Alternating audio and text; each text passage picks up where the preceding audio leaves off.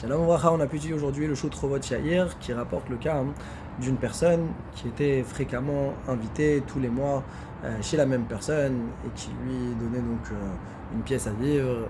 Et voilà que cet invité-là est allé dans un bar et il a commencé à boire, il s'est saoulé, il est revenu ivre à la maison et il laisse la bougie allumée de sa chambre, il s'endort dans un état qu'on peut imaginer suite à la boisson d'alcool.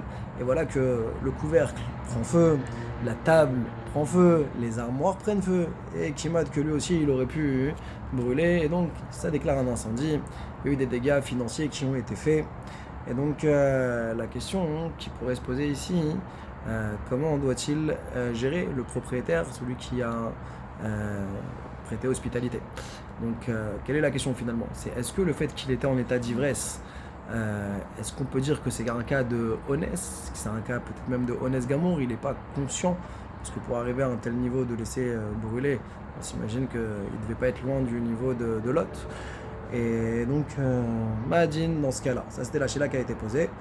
Et sur ça, le Khochari lui dit qu'il avait tout intérêt, qu'il aurait pu, s'il le souhaitait, aller au tribunal, faire un din Torah, et il aurait gagné, en toute assurance, il aurait gagné par rapport au principe que Adam, Mu'ad, Léolam, et que donc la personne ici, elle est responsable. Alors c'est vrai qu'il ne l'a pas fait Beyadaim le Nezak ici, c'est avec le feu, mais aussi Esh, c'est une responsabilité qui incombe à la personne.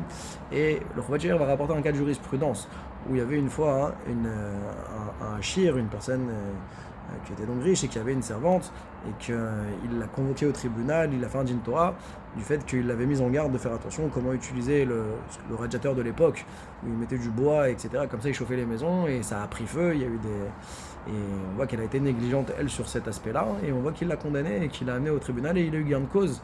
Et bien sûr, ça a fait du bruit dans la ville, parce que comment il a pu être aussi exigeant avec cette servante-là en question.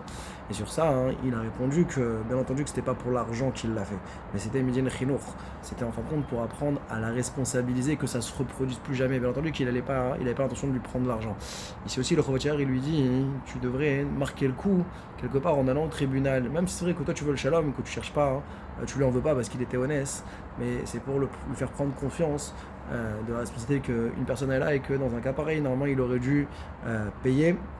Et donc ça, c'est l'enseignement qui ressort, qu'en tout cas, même une personne alcoolique qui est revenue en état d'ivresse et qui commettrait des dégâts, alors elle est responsable, Chazak Baruch.